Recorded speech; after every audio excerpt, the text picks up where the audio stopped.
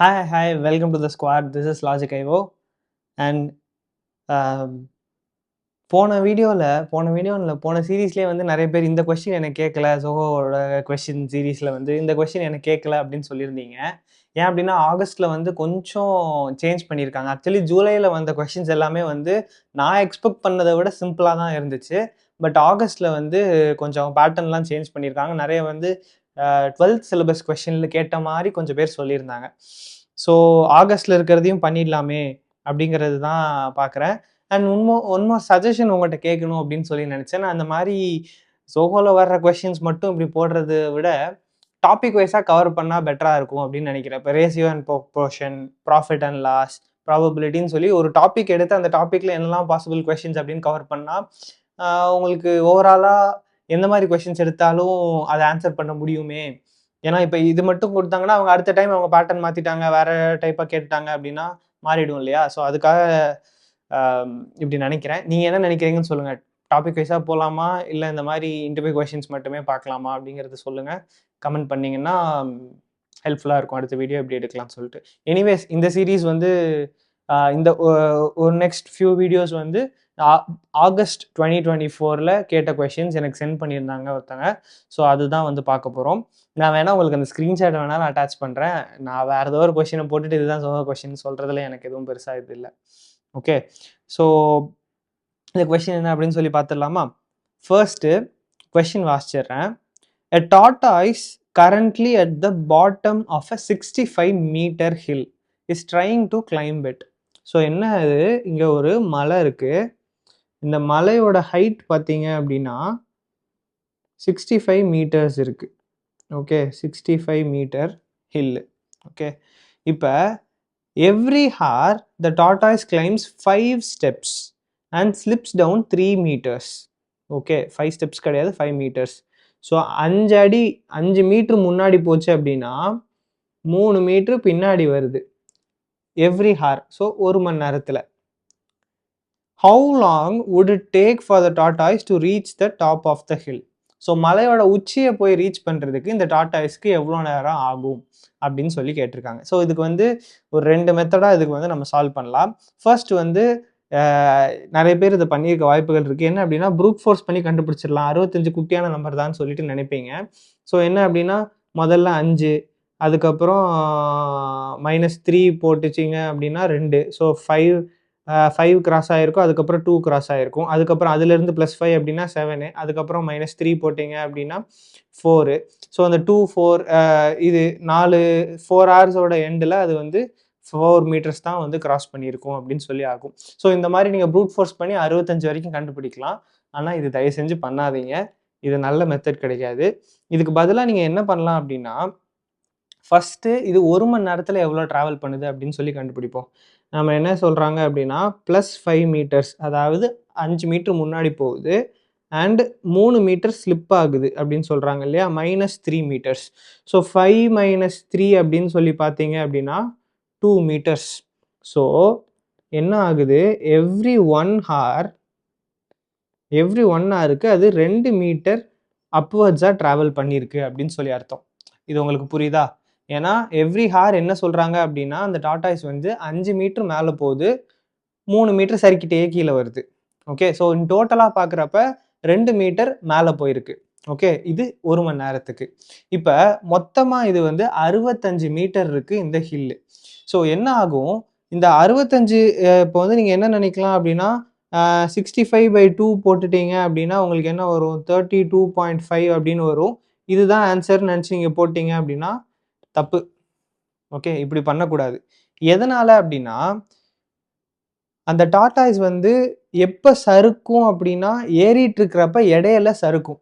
ஆனால் இந்த மலையோட உச்சிக்கு போயிடுச்சு அப்படின்னா அந்த பாயிண்ட்லேயே வந்து அது மலையோட உச்சியை ரீச் பண்ணிடுச்சு அப்படின்னு நம்ம முடிவு பண்ணிடுவோம். அதுக்கப்புறம் அது கீழே சறுக்காது. ஓகே, அது கீழே சறுக்குனாலும் நம்ம அதை கன்சிடர் பண்ண போகிறதில்ல, ஏன்னா இப்போவே வந்து டாப்பை ரீச் பண்ணிடுச்சு. நான் சொல்கிறது உங்களுக்கு புரியுதா?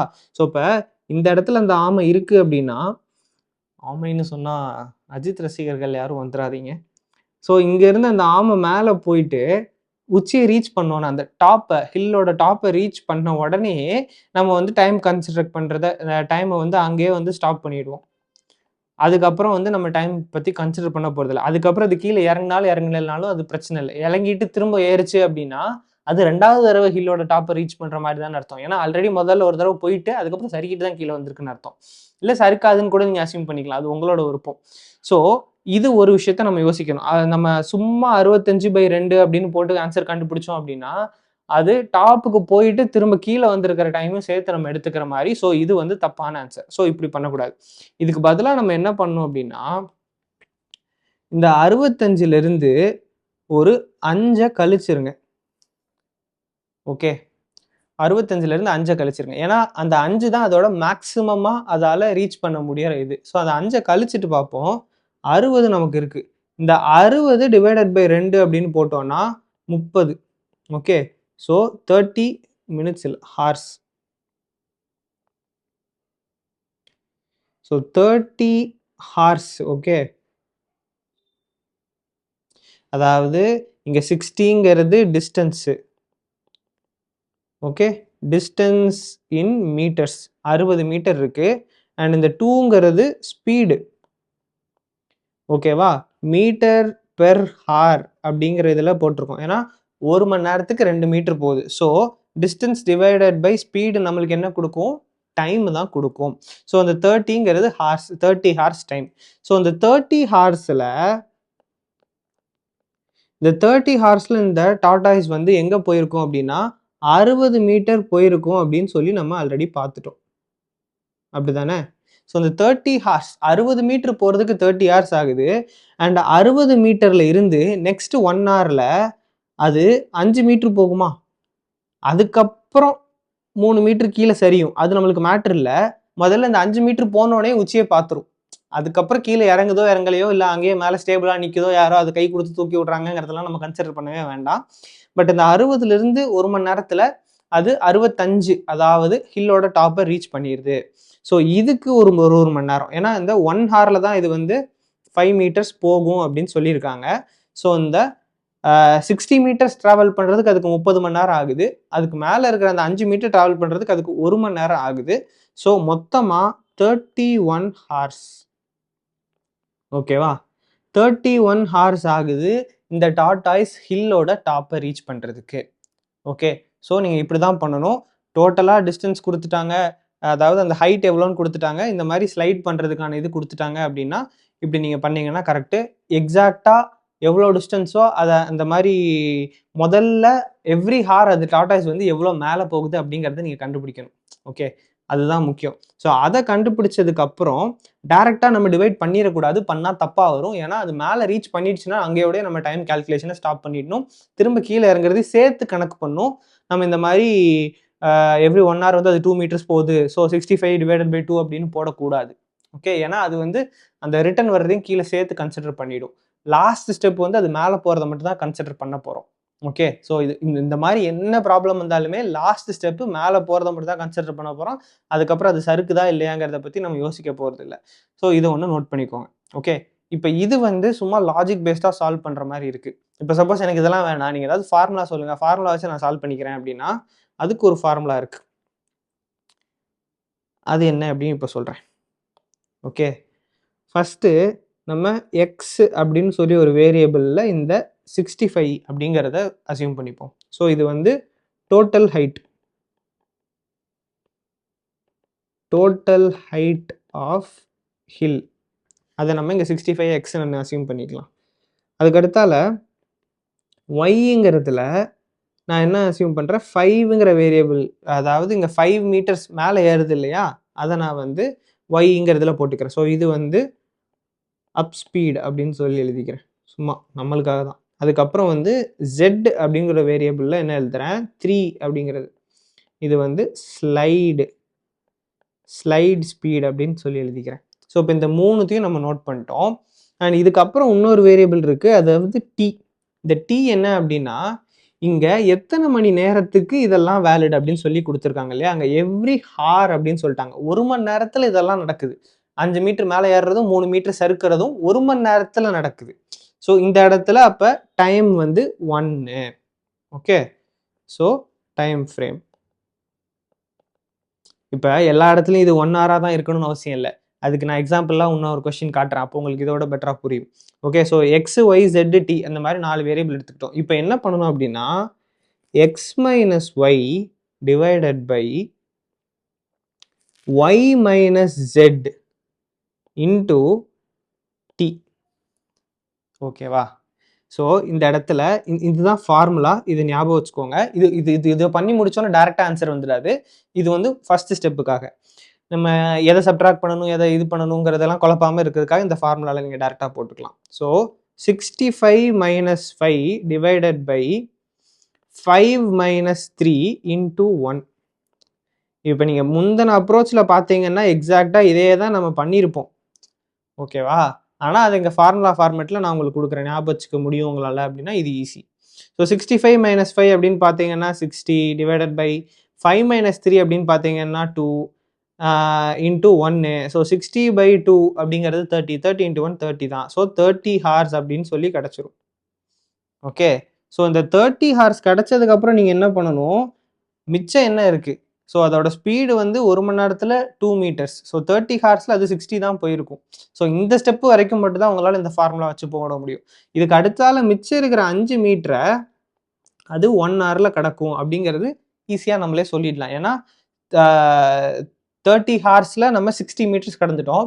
இப்போ 60 மீட்டர்ஸ் ஹைட்டில் இருக்குது இது. ஓகே. சப்போஸ் இங்கே இருக்குது அப்படின்னு சொல்லி வச்சுக்கலாம்.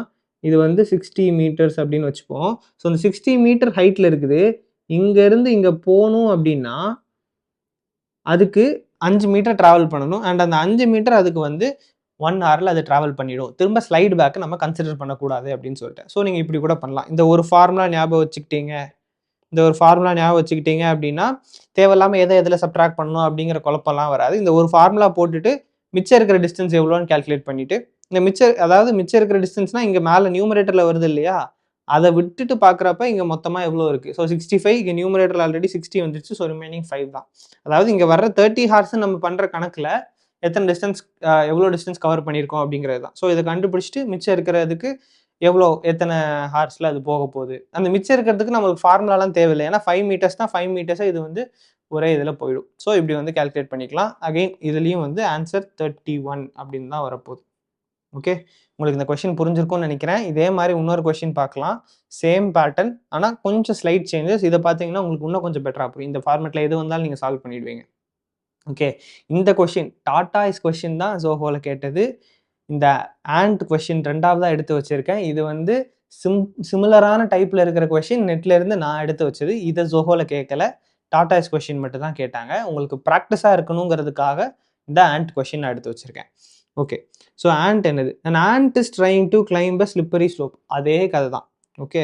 அதே உருட்டை தான் இங்கேயும் உருட்டுறோம். ஆனால் என்ன அப்படின்னா இங்கே என்ன சேஞ்ச் இருக்குன்னா every hour it climbs 5 metres but it slips 3 metres in the next half hour. Okay. இங்கே தான் வந்து வேறுபடுது. என்ன அப்படின்னா முதல்ல நம்ம பார்த்த டாட்டாய்ஸ் கொஸ்டினில் 1 மணி நேரத்தில் அது 5 மீட்டர் மேலே போகுது, 3 மீட்டர் கீழே இறங்குது. ரெண்டுத்தையும் சேர்த்த டைம் 1 hour அப்படின்னு சொல்லியிருந்தாங்க. ஆனால் இந்த கேஸில் பார்த்தீங்கன்னா 5 மீட்டர் ஏறுறதுக்கு 1 மணி நேரம், 3 மீட்டர் ஸ்லைட் ஆகுறதுக்கு திரும்ப கீழே சரிகிறதுக்கு வந்து ½ an hour அப்படின்னு சொல்லி 2 டைமாக கொடுத்துருக்காங்க. அதுக்கு 1 hour, இதுக்கு ½ an hour அப்படின்னு.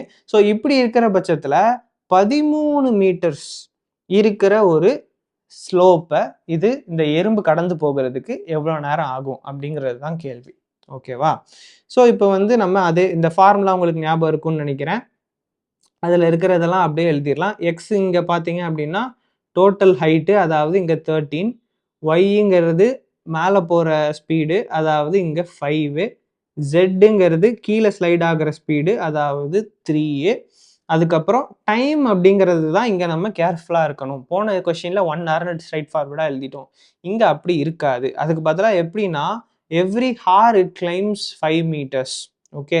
So T1 is equal to 1. அதே மாதிரி திரும்ப கீழே சரியறதையும் நம்ம சேர்த்து தான் கணக்கு பண்ணணும். ஸோ T2 எவ்வளோ அப்படின்னு பார்த்தீங்கன்னா அது வந்து ½ an hour, 1/2. ஓகே. 1.5ன்னு கூட வச்சுக்கோங்க, உங்களோட விருப்பம். ஸோ டி அப்படி ஓவரால் டி அப்படின்னு பார்த்தோம்னா 1 + 1/2 அப்படின்னு ஆகுது, விச் இஸ் 3/2 அப்படின்னு சொல்லி எழுதிக்கலாம். ஸோ 1.5 பேசிக்கலி 1.5 மணி நேரம். ஸோ 3/2 அப்படின்னு சொல்லி எழுதிக்கிறேன். இப்போ நம்ம இதே ஃபார்முலால போடலாம். So x - y divided by y - z into T. So இந்த இடத்துல x - yனா என்ன? 13 - 5 divided by 5 - 3 into 3/2 which is equal to 13 - 5 அப்படின்னா அது வந்து 8 டிவைடட் பை 5 - 3 அப்படின்னா 2 இன்டூ 3/2 அப்படின்னு வருது. ஓகே, ஸோ இப்போ இதை கால்குலேட் பண்ணால் என்ன வருது? இந்த 2 கேன்சல் பண்ணிட்டு இங்கே அதை வந்து, அதாவது நான் 2 ஸ்டெப்பாக பண்ணிட்டேன். இது யாருக்கும் குழம்பிட வேண்டாம். நான் ஒரே ஸ்டெப்பாகவே பண்ணி காமிக்கிறேன். ஏன்னா நிறைய பேர் சொல்லிட்டீங்க சீக்கிரம் அந்த வேகமாக பண்ணாதீங்க, ஸ்டெப்ஸையும் பண்ணி காட்டுங்கன்னு. ஸோ இது 2 1 is 2, இங்கே வந்து 2 4s are 8. அதே மாதிரி இங்கே 2 1 is 2, இங்கே 2 2s are 4. ஸோ பேசிக்லி இது வந்து 2 × 3 that is equal to 6 hours அப்படின்னு வந்திருக்கு. ஓகேவா? 6 hours அப்படின்னு வந்துருச்சு. 6 hours கரெக்டா?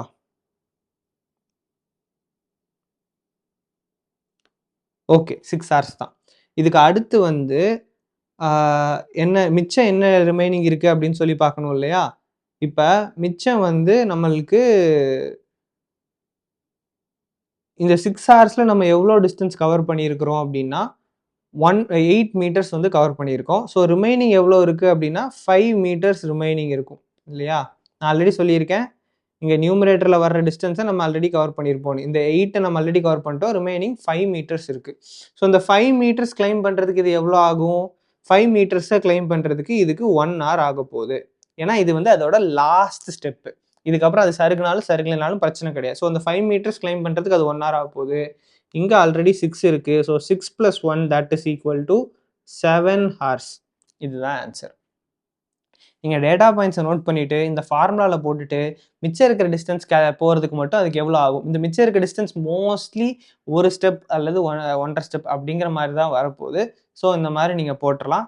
7 hours தான் ஆன்சர். ஸோ உங்களுக்கு புரிஞ்சிருக்கும் அப்படின்னு சொல்லிட்டு நினைக்கிறேன் இந்த 2 கொஷினும். இப்போ இதே மாதிரி சிமிலர் பேட்டர்னில் ஒரு கொஷின் கொடுக்குறேன். இதை நீங்கள் சால்வ் பண்ணி எனக்கு கமெண்ட்டில் சொல்லுங்கள். A man fell in a 50 meter deep well. 50 meter ஆழமாக இருக்கிற ஒரு கிணறுல விழுந்துட்டாரு. அவர் he climbs 4 meters up and slips 3 meters down in 1 day. ஒரு நாளில் 5 மீட்டர் மேலேயும் 3 மீட்டர் கீழேயும் சறுக்கிறாரு. How many days would it take for him to come out of the well? எத்தனை நாளில் இவர் இந்த கிணறுல இருந்து வெளியே வருவார் அப்படின்னு கேட்குறாங்க. ஓகேவா? இதை சால்வ் பண்ணி கமெண்ட் பண்ணுங்க. அண்ட் நிறைய பேர் வந்து இதுக்கு ஆன்சர் செக் பண்ணுங்க, ஆன்சர் வந்து கமெண்ட்ல போட்டு செக் பண்றீங்க அப்படின்னு சொல்றீங்க. நான் முடிஞ்ச அளவுக்கு ரிப்ளை பண்றேன். இதோட எக்ஸாக்டான சொல்யூஷன் நெக்ஸ்ட் வீடியோவோட ஸ்டார்டிங்ல இருக்கும். ஸோ அடுத்த வீடியோ நீங்க பார்க்க வர்றப்ப இந்த ப்ரீவியஸ் கொஸ்டினோட சொல்யூஷனை நீங்க அதிலே வெரிஃபை பண்ணிக்கலாம். இந்த கொஸ்டின் சால்வ் பண்ணி நீங்க கீழே கமெண்ட் பண்ணுங்க. அண்ட் மற்றவங்க வேற யாராச்சும் ஆன்சர் பண்ணியிருந்தாங்க அப்படின்னா அவங்க கூட நீங்க கிராஸ் வெரிஃபை கூட பண்ணிக்கலாம். ஸோ இந்த கொஸ்டின் உங்களுக்கு புரிஞ்சிருக்கும்னு நினைக்கிறேன். இது ஃபர்ஸ்ட் கொஸ்டின் தான். இன்னும் 9 questions ரிமைனிங் இருக்கு இந்த சீரீஸ்ல. ஸோ அடுத்த வீடியோவில் பார்க்கலாம். டாடா.